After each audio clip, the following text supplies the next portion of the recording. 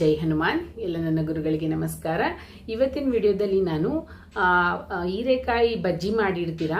So ಹೀರೆಕಾಯಿ ಬೋಂಡ ಮಾಡಿರೋದಿಲ್ಲ ನೀವು. So ಹೀರೆಕಾಯಿ ಬೋಂಡ ಮತ್ತು ಕರಿಬೇವಿನ ಸೊಪ್ಪು ಚಟ್ನಿ, ಸೊ ಇದನ್ನು ಹೇಗೆ ಮಾಡೋದಂತ ತೋರಿಸ್ಕೊಡ್ತೀನಿ. ತುಂಬಾ ರುಚಿಯಾಗಿರುತ್ತೆ. ಕರಿಬೇವಿನ ಸೊಪ್ಪಂತೂ ನಾವು ತಿನ್ನಲೇಬೇಕು. ಅವಾಗವಾಗ ನಮಗೆ ಕೂದಲಿಗೆ, ಹೇರ್ ಫಾಲ್ಗೆ, ಡ್ಯಾಂಡ್ರಫ್ಗೆ, ಅದಕ್ಕೆಲ್ಲದಕ್ಕೂ ತುಂಬ ಒಳ್ಳೆಯದು ಕರಿಬೇವಿನ ಸೊಪ್ಪು. ಸೊ ಜೊತೆಗೆ ಅದಕ್ಕೆ ಸೈಡ್ ಡಿಶ್ ಆಗಿ ಹೀರೆಕಾಯಿ ಬೋಂಡ ಮಾಡ್ತಾಯಿದ್ದೀನಿ. ಬಜ್ಜಿ ಎಲ್ಲ ಬೋಂಡ ಮಾಡ್ತಾಯಿದ್ದೀನಿ. ಸೊ ಅದನ್ನು ಹೇಗೆ ಮಾಡೋದಂತ ಸಿಂಪಲಾಗಿ ತಿಳಿಸ್ಕೊಡ್ತೀನಿ, ನೋಡೋಣ ಬನ್ನಿ. ನನ್ನ ಚಾನಲ್ನ ಸಬ್ಸ್ಕ್ರೈಬ್ ಮಾಡದೆ ನೋಡ್ತಾ ಇದ್ದೀರಂದರೆ ಈಗಲೇ ಚಾನಲ್ನ ಸಬ್ಸ್ಕ್ರೈಬ್ ಮಾಡ್ಕೊಳ್ಳಿ. ನನ್ನ ಚಾನಲಲ್ಲಿ ಒಬ್ಬ ಗೃಹಿಣಿ ಈಸಿಯಾಗಿ, ಕಂಫರ್ಟಬಲ್ ಆಗಿ, ಹೆಲ್ತಿಯಾಗಿ ಅವ್ರ ಫ್ಯಾಮಿಲಿನ ನೋಡ್ಕೊಳ್ಳೋದಕ್ಕೆ ಏನೆಲ್ಲ ಇನ್ಫಾರ್ಮೇಷನ್ ಬೇಕೋ ಅದ್ರ ಬಗ್ಗೆ ಡೀಟೇಲ್ಸ್ನ ನಾನು ಪ್ರೊವೈಡ್ ಮಾಡ್ತೀನಿ ನನ್ನ ಚಾನಲಲ್ಲಿ. ಸೊ ಒಬ್ಬ ಗೃಹಿಣಿಗೆ ತುಂಬಾ ಇಂಪಾರ್ಟೆಂಟ್ ಆದಂಥ ಚಾನಲ್ ಇದು. ಸೊ ದಯವಿಟ್ಟು ಈ ಚಾನಲ್ನ ಸಬ್ಸ್ಕ್ರೈಬ್ ಮಾಡೋದು ಮಿಸ್ ಮಾಡ್ಕೊಬೇಡಿ. ಒಬ್ಬ ಗೃಹಿಣಿಗೆ ತುಂಬಾ ಬೇಕಾಗಿರೋ ಅಂಥ ಒಂದು ಚಾನಲ್ ಇದು. ಸೊ ಬನ್ನಿ, ಲೇಟ್ ಮಾಡಿದೆ ವಿಡಿಯೋನ ಸ್ಟಾರ್ಟ್ ಮಾಡೋಣ. ಈ ರೆಸಿಪಿ ನಿಮ್ಗೆ ಇಷ್ಟ ಆದರೆ ದಯವಿಟ್ಟು ನನಗೆ ಕಮೆಂಟ್ ಮಾಡಿ. ಸೊ ನನಗೊಂದು ಸ್ಯಾಟಿಸ್ಫ್ಯಾಕ್ಷನ್ ಸಿಗುತ್ತೆ. ಸೊ ನಾನು ಮಾಡ್ತಾ ಇರೋದು ನಿಮ್ಗೆ ಇಷ್ಟ ಆಗ್ತಾ ಇದೆ ಅಂತ ಹೇಳ್ಬಿಟ್ಟು. ಸೊ ಇನ್ ಕೇಸ್ ನಿಮಗೆ ಬೇರೆ ಏನಾದರೂ ಕಂಟೆಂಟ್ ಬಗ್ಗೆ ಇನ್ಫಾರ್ಮೇಷನ್ ಬೇಕಾದ್ರೆ ದಯವಿಟ್ಟು ಕಮೆಂಟ್ ಮಾಡಿ. ಸೊ ನಿಮ್ಮ ಕಮೆಂಟ್ಗೆ ಅನುಗುಣವಾಗಿಯೇ ನಾನು ವಿಡಿಯೋಸ್ ಮಾಡೋದಕ್ಕೆ ಇಷ್ಟಪಡ್ತೀನಿ. ಸೊ ಲೇಟ್ ಮಾಡಿದೆ ವಿಡಿಯೋನ ಸ್ಟಾರ್ಟ್ ಮಾಡೋಣ ಬನ್ನಿ. ನಾನು ಕರಿಬೇವಿನ ಸೊಪ್ಪು ಚಟ್ನಿ ತೋರಿಸ್ಬಿಡ್ತೀನಿ, ಆಮೇಲೆ ಬೇರೆ ಐಟಮ್ಸ್ ಮಾಡೋದು ತೋರಿಸ್ಕೊಡ್ತೀನಿ. ಸೊ ಫಸ್ಟ್ ಒಂದು ಬಾಣಲಿಗೆ ಕಡಲೆಬೇಳೆ, ಉದ್ದಿನಬೇಳೆ, ಈರುಳ್ಳಿ, ಒಣಮೆಣ್ಸಿನ್ಕಾಯಿ 2, ಬಾಡಿಗೆ ಮೆಣಸಿನ್ಕಾಯಿ 1 ಹಾಕ್ಬಿಟ್ಟು ಚೆನ್ನಾಗಿ ಫ್ರೈ ಮಾಡ್ಕೊಂಡು ಎಣ್ಣೆ ಹಾಕ್ಬಿಟ್ಟು, ಸೊ ಅದಾದಮೇಲೆ ಕರಿಬೇವಿನ ಸೊಪ್ಪು, ಸ್ವಲ್ಪ ಕರಿಬೇವಿನ ಸೊಪ್ಪು ಜಾಸ್ತಿನೇ ಹಾಕ್ಕೊಳ್ಳಿ, ಬಟ್ ಜಾಸ್ತಿ ಕಹಿ ಆಗದಿರೋ ಥರ ನೋಡ್ಕೊಬೇಕು ಅಷ್ಟೇ. ಒಂದು 2-3 ಇಡಿ ಆಗೋಷ್ಟು ಹಾಕ್ಕೊಳ್ಳಿ. ಸೊ ಒಂದು ಅರ್ಧ ನಿಂಬೆಹಣ್ಣು ಗಾತ್ರದಷ್ಟು ಹುಣಸೆಹಣ್ಣು ಹಾಕ್ಕೊಳ್ಳಿ, ರುಚಿಗೆ ತಕ್ಕಷ್ಟು ಉಪ್ಪು. ಸೊ ಇದನ್ನೆಲ್ಲ ಕರಿಬೇವಿನ ಸೊಪ್ಪು ನೀಟಾಗಿ ಸಾಫ್ಟ್ ಆಗಿಬಿಡ್ಬೇಕು. ಅಲ್ಲವರೆಗೂ ನೀವು ಇದನ್ನು ಮೀಡಿಯಮ್ ಫ್ಲೇಮಲ್ಲೇ ಹುರ್ಕೊಬೇಕು, ಜಾಸ್ತಿ ಹೈ ಫ್ಲೇಮ್ ಬೇಡ.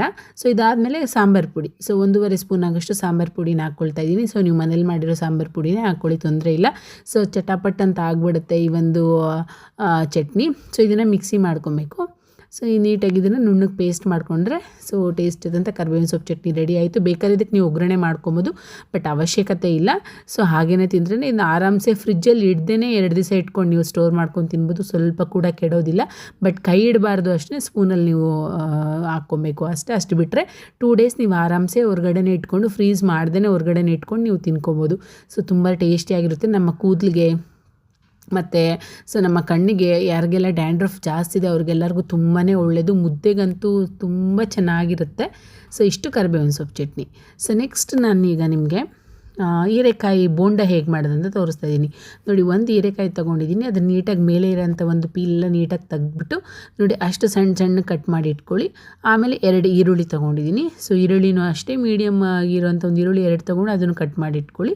ನೆಕ್ಸ್ಟ್ ಪುದೀನ ಸೊಪ್ಪು ಮತ್ತು ಸ್ವಲ್ಪ ನುಗ್ಗೆ ಸೊಪ್ಪು, ಸ್ವಲ್ಪ ಹೆಲ್ತಿಯಾಗೂ ಇರಲಿ ಅಂತ ಹೇಳ್ಬಿಟ್ಟು ನುಗ್ಗೆ ಸೊಪ್ಪು ಸ್ವಲ್ಪ ಆ್ಯಡ್ ಮಾಡ್ಕೊಂಡಿದ್ದೀನಿ. ಟೇಸ್ಟು ಚೆನ್ನಾಗಿರುತ್ತೆ, ಹೆಲ್ತಿಯಾಗೂ ಸಹ ಇರುತ್ತೆ. ನುಗ್ಗೆ ಸೊಪ್ಪನ್ನ ಸಣ್ಣ ಕಟ್ ಮಾಡಿಕೊಂಡು ಅದನ್ನು ಸೇರಿಸ್ಕೊಂಡು, ಸೊ ನೆಕ್ಸ್ಟು ಕಡಲೆ ಹಿಟ್ಟು, ಬೋಂಡ ಹಿಟ್ಟು ಬರುತ್ತಲ್ವ, ನಾರ್ಮಲ್ ಬೋಂಡ ಹಿಟ್ಟು ಅದು, ಮತ್ತು ಉಪ್ಪು, ಖಾರ, ಸ್ವಲ್ಪ ಅಡುಗೆ ಸೋಡಾ. ಸೊ ಇಷ್ಟನ್ನು ಹಾಕ್ಬಿಟ್ಟು ಫಸ್ಟ್ ನೀರು ಹಾಕ್ದೇ ಒಂದು ಸತಿ ಮಿಕ್ಸ್ ಮಾಡ್ಕೊಳ್ಳಿ.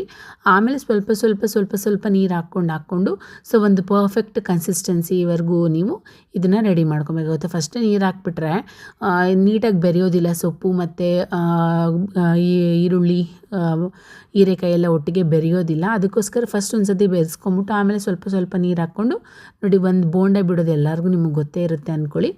ಸೊ ಇಷ್ಟು ಮಾತ್ರ ಮಾಡ್ಕೊಂಡು ನೀವು ಬಿಟ್ಟರೆ ಸೊ ಟೇಸ್ಟಿಯಾದಂಥ, ಎಣ್ಣೆಯಲ್ಲಿ ಕರ್ಕೊಂಡ್ರೆ ಟೇಸ್ಟಿಯಾದಂಥ ಬೋಂಡ ರೆಡಿನೇ ಆಗಿಬಿಡುತ್ತೆ. ಹೀರೆಕಾಯಿ ಬಜ್ಜಿ ಮಾಡಿಕೊಂಡ್ರೆ ಜಾಸ್ತಿ ಎಣ್ಣೆ ಹೇಳ್ಕೊಳ್ಳುತ್ತೆ, ನನಗೆ ಆ ಥರ ಫೀಲ್ ಆಗುತ್ತೆ.